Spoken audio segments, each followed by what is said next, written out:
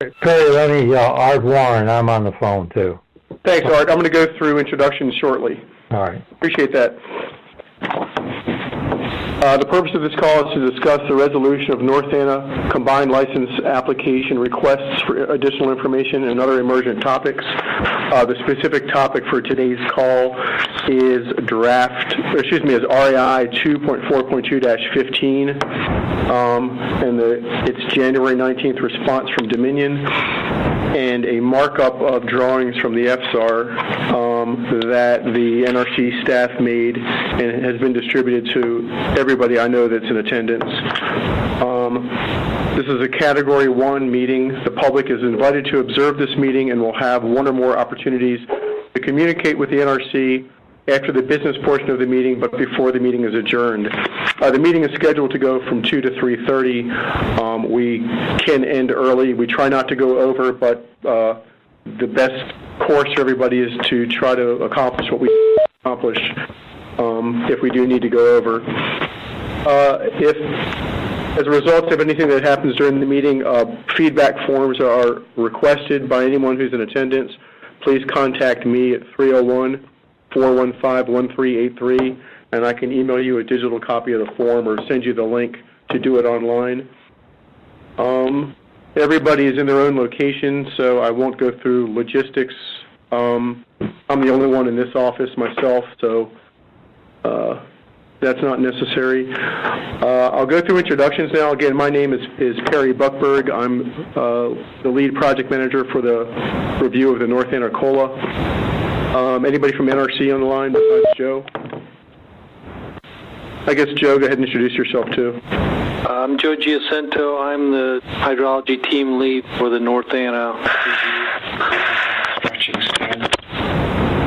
And on Joe's side, P&L, is it? Would you like to introduce yourselves? Yeah, Rajiv Prasad from Pacific Northwest National Laboratory.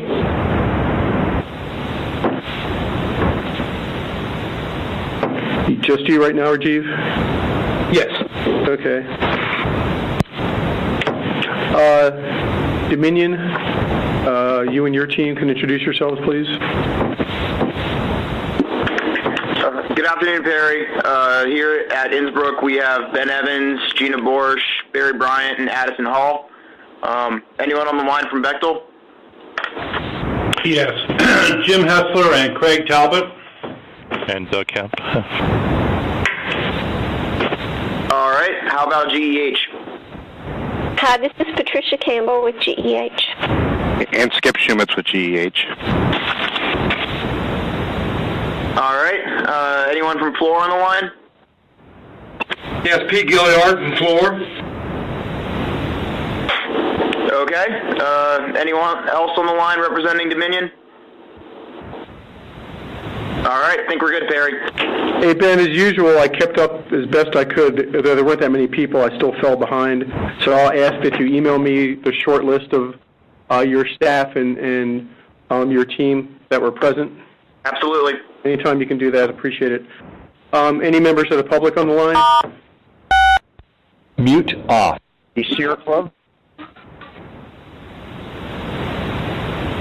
Okay, I'm sorry, Glenn.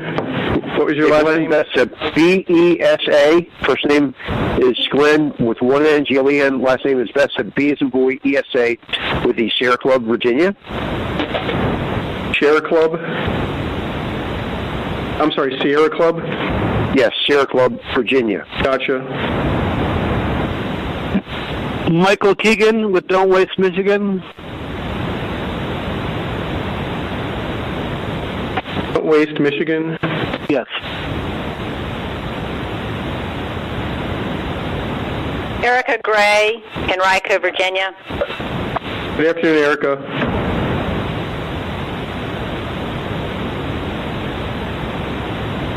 Good afternoon. Art Warren, I got you earlier. Is Barbara on the phone as well? Yes, Barbara's here. Mute on. Anybody else from the state of Virginia or members of the public? Mute off. Whoever just turned down their TV or radio, that was my next request. I think we're good to go. Mute on. To kick off, since you're the technical lead on this issue, and I'll sit back and do my part. Okay, thanks everybody. We've had a chance to review REI 7708, question number 020402-15, and we've reviewed the response.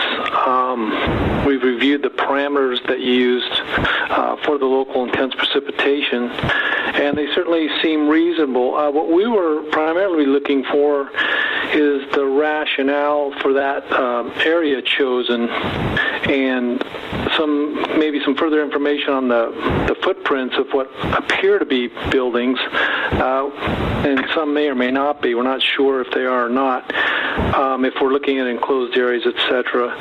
And to that end, we developed some alternative areas that we felt may warrant a look, and that's the figure that we forwarded you a few days ago. And for that, at this point, I'll let Rajiv take it and go into a little further explanation on our background and looking into this and what we've done so far. Rajiv?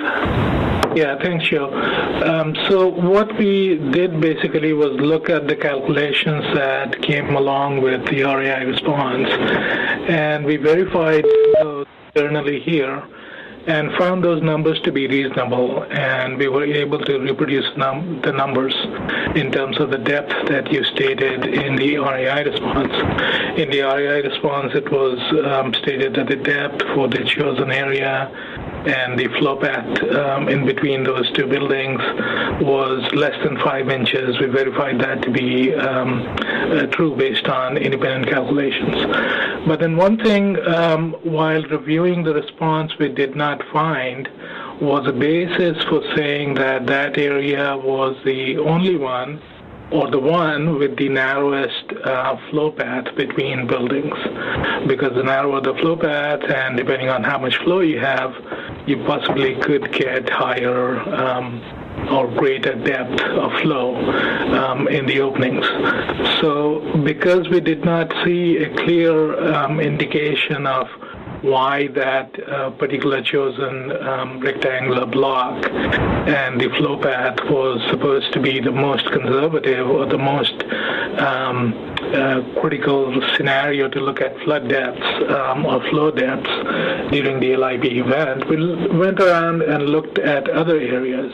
And like Joe said before, we sent you 3 alternative areas that we looked at, but we are not sure exactly if they really are flow paths, or they might be part of buildings or enclosed or somehow raised above the ground level, the plant grade that we have.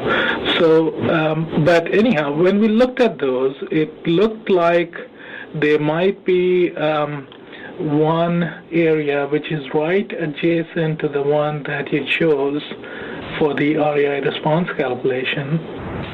And that area is between sort of the flow path that we can see is enclosed by the service building and the ancillary building, which is right to the east of the area that you chose.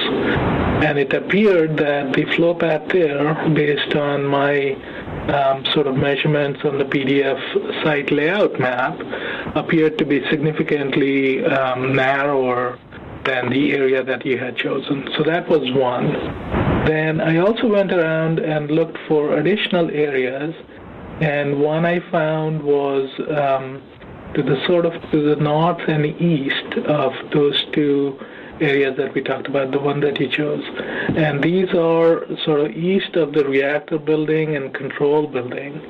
And there also I picked out 2 such areas. One is a polygon that sort of encloses a larger polygon, and then there's a shorter rectangle which goes between, sort of covers about half of or a quarter of the reactor building, a quarter of the control building, and the potential flow path there is even narrower. So those were the areas that we looked at. That's the I think that's the PDF file that we sent out to you. And because of those areas being about the same size that was your candidate area you selected to do the calculation on, or slightly larger even, we thought that with significantly narrower flow paths, the flow depths could actually be higher than what you had estimated. And because there is no justification in the RAI response as to why that particular area that you chose was chosen, we think that that is a question that is still open, at least in our minds. Does that give a sufficient background?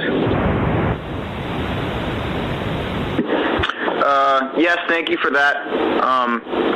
We're going to defer to Bechtel since they prepared this REI response. Okay, this is Craig Talbot speaking. And now that I've heard your background information that I do understand, I can address some of the things that you've got here on this. In our selection of the area, it was just mainly based on some of the engineering judgment. Some of the narrow pathways you have shown here are somewhat narrower. But again, it was based on a combination of the flow path and the drainage area coming to them. And in addition to that, some other escapability routes for the flow that would possibly back up as a result of these flow paths and the narrowness of them. So on the first one that you have identified there,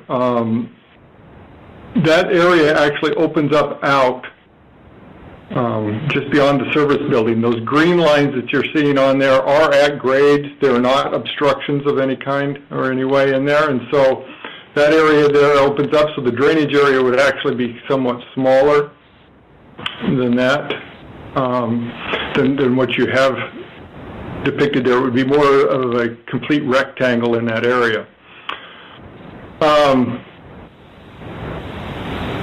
In addition to that, I'll also state that when we did our calculation, we assumed and calculated the depth at the very furthest downstream end of the drainage area, which would be out at the end of the passageway.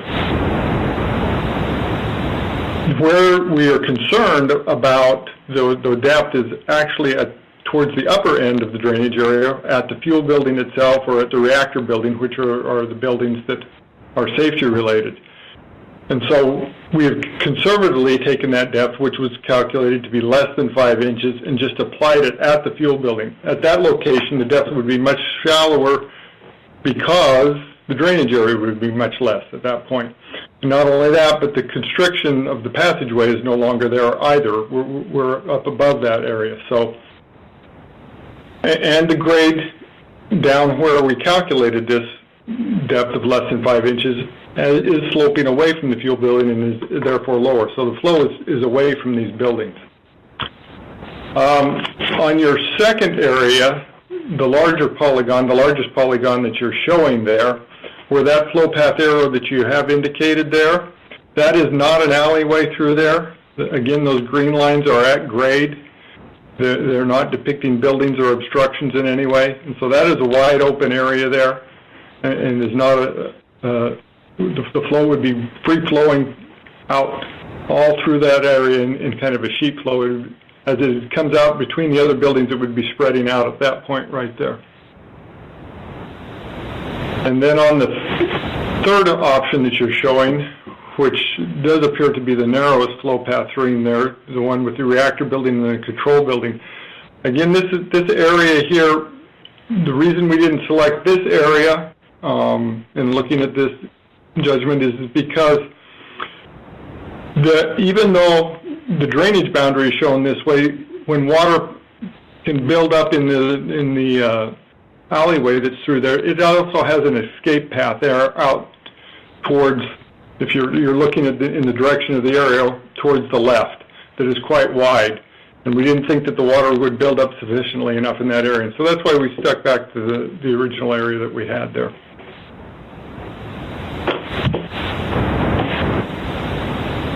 Okay, Greg, I think I understand what you're saying. There are a couple of things I'd like to point out. One is that particularly for Area 3, the one that is larger rectangle, which you say it sort of opens out into the alleyway, you realize that there was a drainage divide that you had depicted. Correct. That shows in there to be the boundary of that latter portion of the polygon, going out where the arrow is shown for the water leaving away from the service building and the control building. Yes. So given that the flow is so shallow, I didn't know how high exactly that drainage divide was, so I had to go with that. So I understand. Yeah, and that drainage divide right through there is just kind of arbitrarily chosen. We were just looking to break up the areas into something that was more manageable, and exactly. So when you're looking at a site-wide flooding, when you count the whole power block area and look at where the water is flowing away from it, I think those little bit of uncertainty in terms of where exactly the drainage divide is, I think that might be okay. But when we're talking about, because the changes would be very minor, at least that's what I expect it to be. Right. But we're talking about flow right adjacent to the building. You have to be very careful about the drainage divides and where exactly the flow path is, because that controls really how much of the flow is being conveyed. Those are very well-defined paths because of existence of the buildings. So that is one thing, and I think that is particularly valid for the last rectangle that sort of encloses the reactor building and the control building. So that is one thing, and that's the narrowest flow path, and we couldn't quite figure out where that arrow is shown, leaving that rectangle for the reactor and control building, whether that is actually on grade or not. So it'll be good to get confirmation there. Yeah. Then I would also want to point you back to NCANS 2.8, 1992. Section 11.4, which basically says to partition the roofs to drain properly or to drain in a, the language I believe is to say to look at the worst case roof drainage scenarios. And I think that is something that you need to pay attention to. So when you're saying that, particularly for that reactor and control building rectangle, which has potentially the narrowest flow path, that flow could escape different directions, you also need to probably justify how that calculation is consistent with ANS 2.8, section 11.4. So those are some of the things that we were looking at when we were trying to ascertain whether the chosen area that he had was the one that we would agree with being the most conservative one. Okay.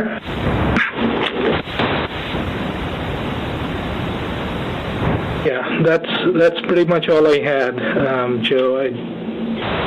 Do you want to add something to it? No, I was just looking at ANSI 2.8, but that pretty much sums it up. I think that Rajiv, you and I need to, talk offline as well. But that sums it up. This is Perry Buckberg. So, Joe, as far as we can tell from now, the REI response still stands, and there's no current request for revision. Clarifications were made, questions were answered. Well, no, we're looking for justification and the rationale for the particular scenario that was chosen, and the rationale would be based on accepted guidance or equivalent.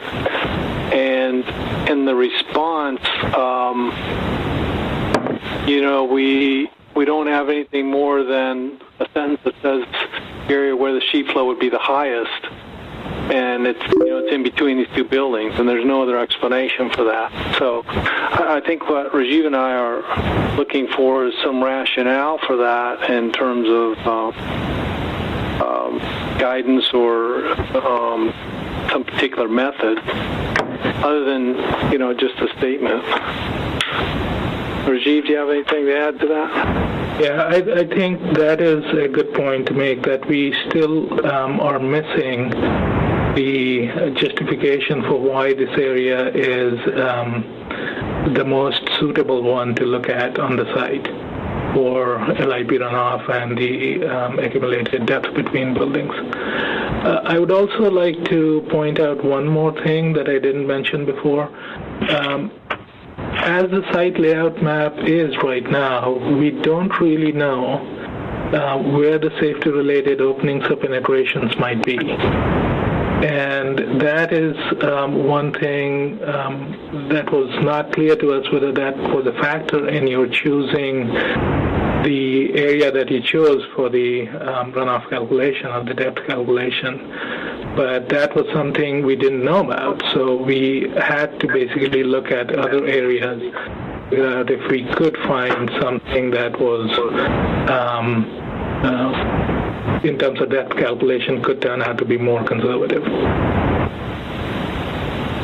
But at this point, I think we are looking for a justification to say that the area for the depth calculation was properly chosen. And Greg, I totally understand your point that yes, the depth at the downstream end of those areas is what you have calculated, and then going back upstream near the buildings or near the wherever you're looking at, the upstream end of it is going to be at a smaller depth.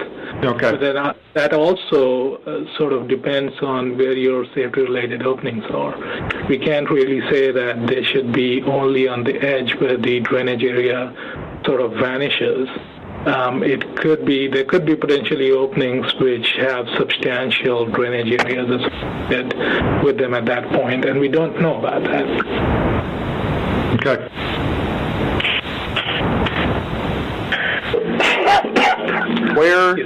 Where does that leave us? Is that enough? I mean, Joe, do we want to provide more information to Dominion, or is that enough information for Dominion to start to at least provide some clarification verbally at a later date or a revised response?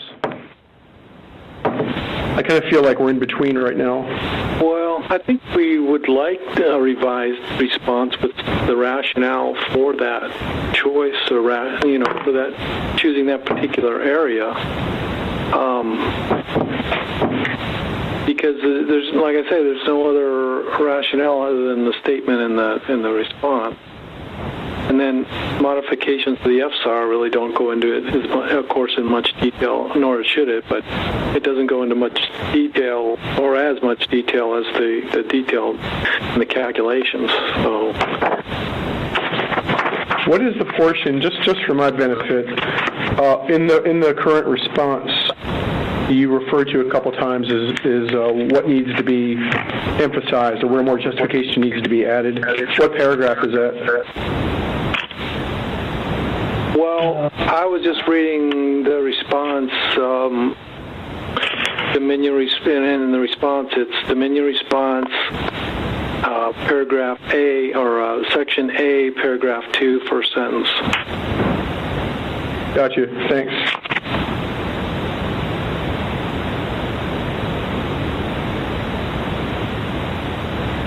But as far as, Dominion, I'd leave that to them to, respond to, do they have enough information? Yeah, I agree. I was just wondering specifically where the sentence that's been referred to is. This is Craig Talbot with Bechtel. No, I understand your concerns. I understand what you're asking for. I think we can do what you're asking for. Okay, this is Ben with Dominion. We understand. Let me. I know I'm all over the place today. It's been a while since we had a public meeting. Let me ask, who has joined the call since we went through introductions? Mike Arcaro, GEH. Hi, Mike. Anybody else? Okay, appreciate that. I think if that's the situation at this point, we could say that we've come to an agreement that we would look, enough information was provided for Dominion to start working on a revised response. And that's about what we wanted to accomplish, I guess. Is that in agreement, everybody? We agree, Perry. Agreed. Sounds good. We will move towards ending the call in that case. It was a brief call, under 30 minutes. Any members of the public or state of Virginia have any comments or questions? Well, I guess I'll pipe in, Perry. This is Erica calling from Henrico, Virginia. Please. Well, since our last call was canceled, I just wanted to bring it to the attention that on 2/10/15, the USGS put out a report. Virginia earthquake aftershocks identify previously unknown fault zone. And so evidently they've identified where that 5.8 earthquake came from and hundreds of aftershocks. Erica, unless this has, I'm sorry, there has to be pertinent to the call. It does have something to, I just wanted to bring that to y'all's attention. But besides that, the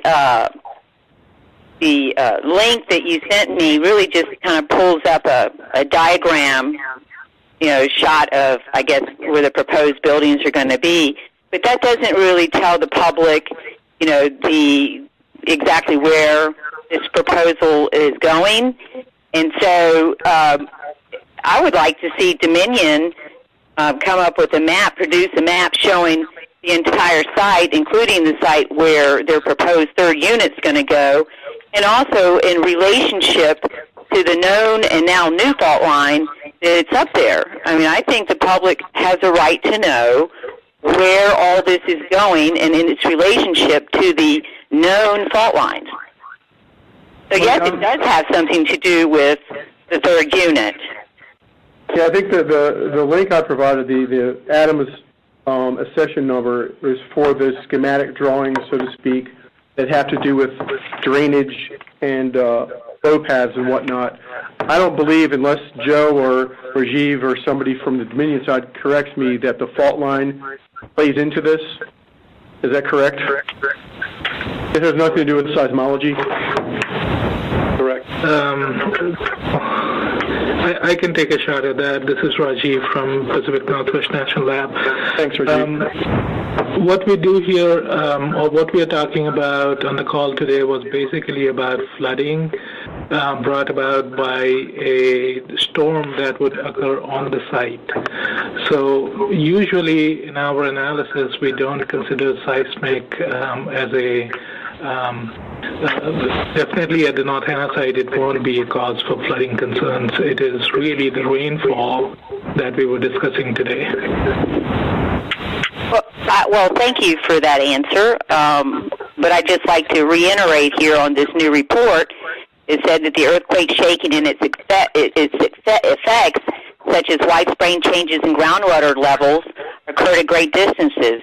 So, I mean, I'm not sure how all that plays in with, flooding, but it is related. This is Glenn. I have a question.